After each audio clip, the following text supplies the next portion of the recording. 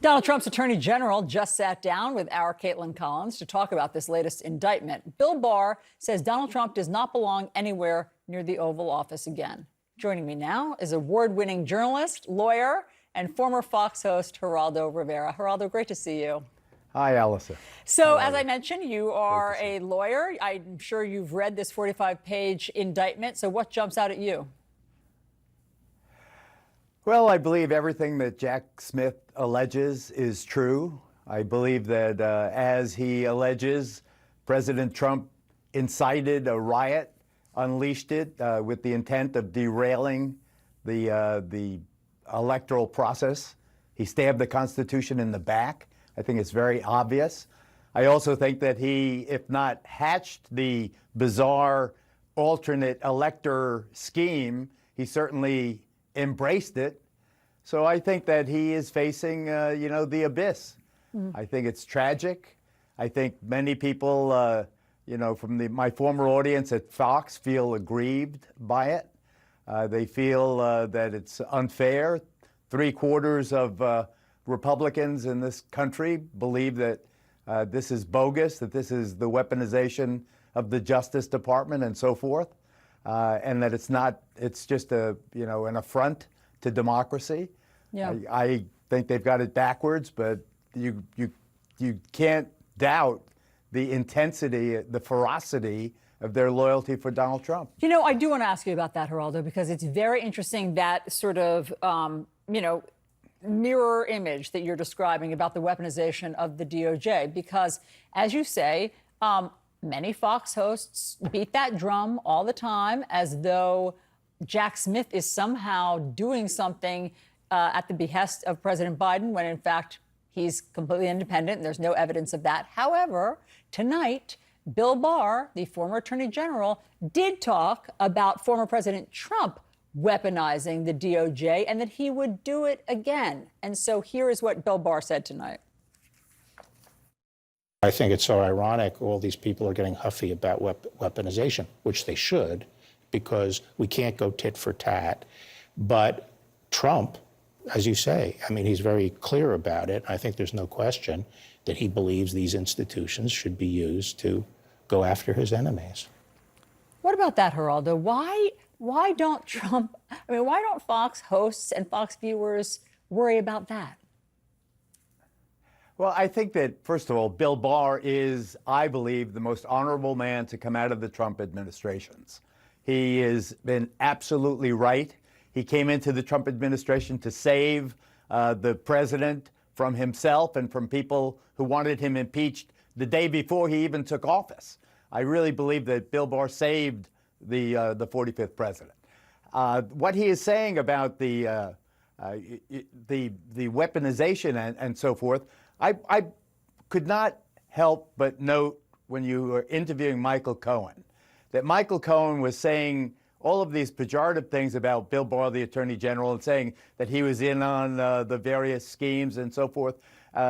Michael Cohen can't hold a candle to Bill Barr in terms of who is honorable and who is, a law-abiding. Yeah, but my point, Geraldo, Cohen. I mean, look, Michael Cohen obviously feels as though he was victimized by Bill Barr. I get it. That's Michael's personal feeling. But my point is that Bill Barr is saying that Donald Trump has talked about and will, to quote him, go after his political enemies. That's what I'm talking about. That's weaponizing the DOJ. But I think that, first of all, I do not believe that the DOJ is weaponized. I do not buy the big deep state conspiracy notions at all. I think the DOJ is relatively straightforward. However, there were, options in going after Trump for these allegations. I argue that impeachment was enough. He was acquitted by the Senate. To now go for indictments for the first time in 247 years, I think that is, perhaps excessive. I want to ask you about that. Hold on. Let me ask you about that, Geraldo, because they're two separate things. I mean, obviously, a Senate trial is the political arena, and a criminal indictment is the criminal, arena, is the court, our judicial arena. And so Why are you saying it's redundant? I mean, for instance, the Senate trial and impeachment doesn't carry any possible jail term. There's sort of no teeth to that. It's about whether or not you're going to fire the president. This is totally different. I appreciate that, but impeachment is what I thought that the Constitution made it very clear that impeachment was the instrument by which to remedy malfeasance in office. Of course, indictment is always possible. It's illegal. Obviously, that's what's happening right now. But this is the first time a president has ever been indicted. I mean, there's a reason why for 247 years it has never happened, even though presidents have been, all over the map. Why didn't they indict Richard Nixon, for instance? Maybe that's why my idea that Donald Trump should be pardoned has legs. Maybe we need to take a deep breath and say, do we really want to see the president, the former president of the United States, the man half the country believes is the right man for the job, do we really want him to be reelected in jail?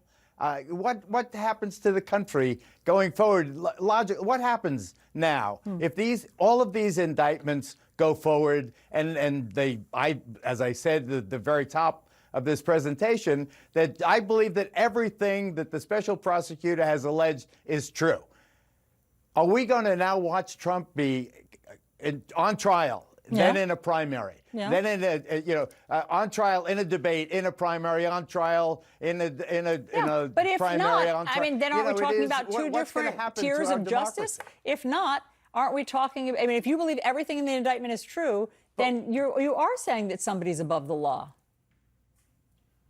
Well, maybe I am, but I think that they've got it backwards. I think the 6 unindicted co-conspirators, I would argue, and I believe that these 6 unindicted co-conspirators are the architects of these schemes. I believe that and I love Rudy Giuliani after 9/11. Everyone did, America's mayor and so forth. But he led these crackpots, in the words of Vice President Pence. Vice President Pence, parenthetically, I believe is an American hero, has demonstrated throughout this process, this sordid process, that he does put the Constitution ahead of the interests of his political party.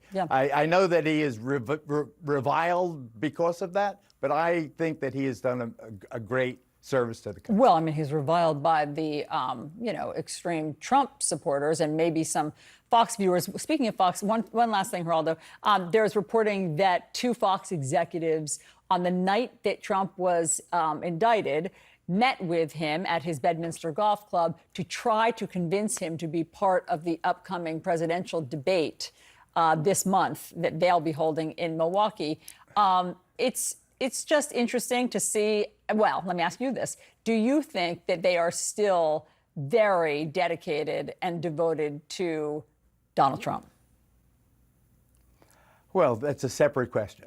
I think, first of all, when Jay Wallace, who's in charge of news gathering, and Suzanne Scott, who is the chief executive of the news division, when they meet Donald Trump, it is because what is a debate when you don't have the person who is attracting 75% of the vote?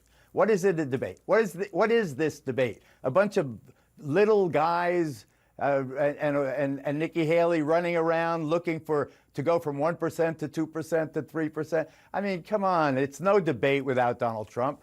When he missed Iowa, I covered the 2016 when he missed Iowa. Everyone was, the whole angle of all the reports were, where's Donald Trump? If only Donald Trump was there, it would have been different. And now, when he's bigger than ever, larger than life, and a former president, to think of having a debate when he's running for re-election under these bizarre circumstances. And let me also, I just quickly want to say, for Trump, this is win or die. Trump wins the election, he can pardon himself, he can put all this behind him. Trump loses the election, then we go through all of these bizarre scenarios where he's in jail, he's in orange jumpsuit, handcuffs, and my fellow Americans, the state of our nation. I mean, come on. Is this really? What do we do if he wins? Yeah, and well, he will pardon himself, I believe, Sure. Great point. if he does. Geraldo, thank you. Always great to get your perspective. Great to see you. Okay, Alisyn, thank you. Okay, talk soon. Thank you.